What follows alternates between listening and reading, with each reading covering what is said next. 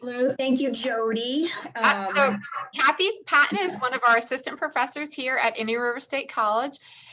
She began in 2002 as an adjunct instructor and then joined IRSC School of Nursing program in 2017 as an assistant professor. She earned her MSN from Florida Atlantic University and is currently enrolled in the University of Central Florida's Doctor of Nursing program. And she is an AQ micro-credential course learner in the Creating an Inclusive Online Learning Environment. Professor Paton is very excited to be able to give back where she was once a student, and she's excited to share what she's applying in her courses with her colleagues. So welcome, Kathy Paton. Thank you, Jody. And I have to put a shout out to AQ because that's what got me on this endeavor. And I had signed up to take the micro-credential course with some trepidation because I am a new nursing faculty, considering, I mean, like 3-4 years, although my colleagues get mad at me when I say I'm new because they're like, you're not new anymore. But I have enjoyed this AQ. I have learned so much from it. This is just one of the highlights. So my project that I chose was helping students persist. And one of the projects, if we could change a slide, yeah. One of the things that really stood out to me were advice cards. And I don't know if that came from the old-fashioned cards where someone would write something that you could hand to someone that they could file and use and refer to, or if it was something that, you know, I first made a PowerPoint out of it. So I teach fundamentals of nursing, Nurse 1, and I found that my Nurse 1 students of all various ages, they were coming right out of high school as duals, they were coming out of general education courses, they were coming out of the community as adults and having a second career in nursing. And we found as we got into the semester, 4 weeks in, 4 tests in, actually, it's more than 4 weeks, that some of the students were struggling with nursing level, NCLEX board level exam questions. And I teach, well, I have a self-study module on study skills where we put information in so they could read over on how to look at test questions, how to break them down, how to manage your time, how to have enlist your family to help you, et cetera. But they were still struggling with how to study, how to figure out how to read this whole big book and the podcasts and the PowerPoints. So because I teach in Nurse 1 and in Nurse 3 and in the BSN program, I thought, well, let me get some of these upperclassmen that I have had and see what they have to say. So this program is 4 semesters, which comprises 2 years. The Nurse 1 is the first semester. They were the ones that I kind of wanted to take under my wing to see if I could help them persist, help them not be discouraged. So I reached out to a very small handful of my Nurse 2 that I had in Nurse 1, some Nurse 3s that I currently have in clinical right now, and some Nurse 4s, which are in their practicum level that I kind of knew I had a relationship with them. And I sent them a course message and I said, let me find out, is there any tips you have that I could pass on to the newbies? And they all agreed that first semester students struggle as they try and get their bearings as far as how do I read all this stuff? How do I process all this information? It's not just recall like the gen ed courses are. This advice card strategy really put a light bulb in my head. So I wanted to see if this would work. And I solicited 2 or 3 from each level. And I said, give me some advice for the Nurse 1 students. They had struggled themselves, some of them were fine right out of the gate, some struggled, some still struggle, but boy, were they really excited about giving me information and giving me advice. So I think we need the next slide. My modality, I have a synchronous class that have some synchronous duties to do. So we lecture to them and it's a group of 72. So we lecture to the Nurse 1 students, then they have assignments that they complete. And so they're responsible to do some work on their own. They're responsible to study on their own. Then we administer a test online to them. And next, my students are any of these combinations of people. They are associate degree students, so they're in the 2-year program.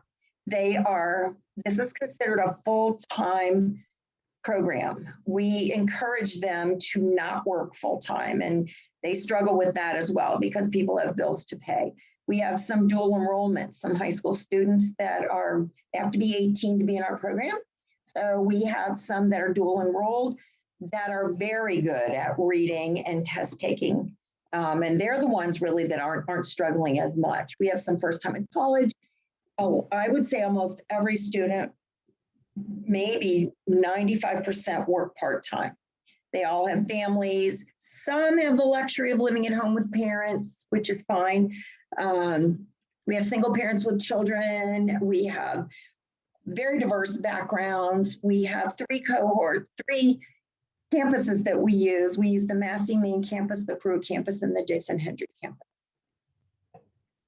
So the way I implemented this was I reached out to the students. I realized that they were a wealth of information, that they had many experiences that were tried, and maybe they failed at some of them, and maybe they figured out something else. Not all of them are successful in A students, and an A student in nursing is rare. So they also know what has worked for them. They also remembered how it felt to be a Nurse 1 and to be afraid and to worry about not passing tests. So some of the advice that I got from my students. Now, I did get their permission to use their name, and this is the nurse level that they're in. So one of the students, her advice was what you can see. They recommend things, and we just highlighted the main points in these cards that they need to read, they need to review, they need to do practice questions.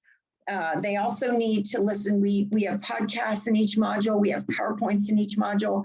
We have a thing through Lippincott Advisor called Prep U, where they can take questions and practice exams that are all NCLEX style questions, which are critical scenarios where they have to read the scenario, figure out what the question is asking, and then try and pick the right answer out of what the choices are.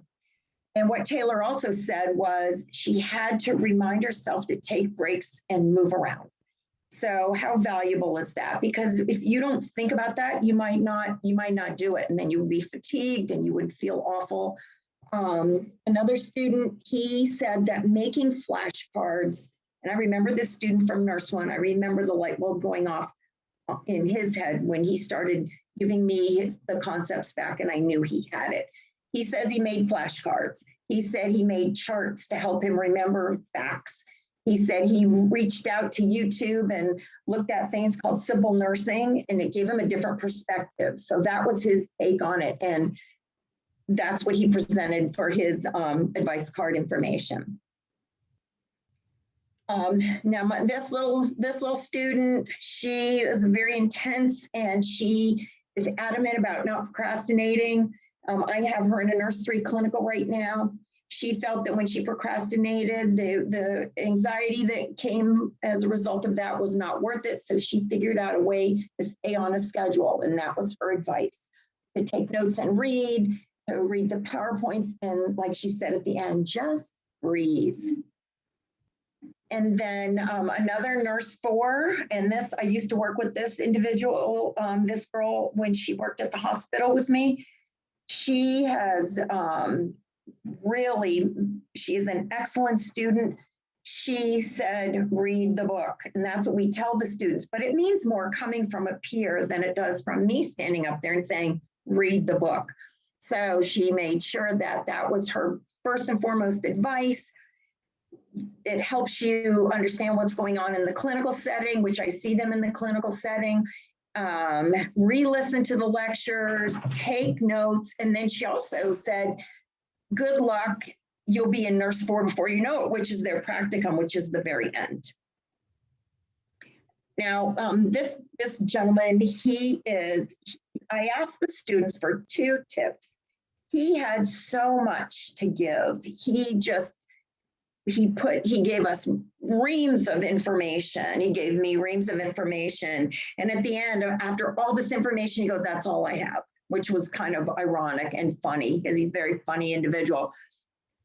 He said, and I've known him since Nurse 1, find someone that you can buddy up with that's reliable, that you share study habits similar, and stay with that person and keep this relationship all the way through to Nurse 4. So he said it helped him to develop a partnership, somebody that could say, oh, you forgot about this.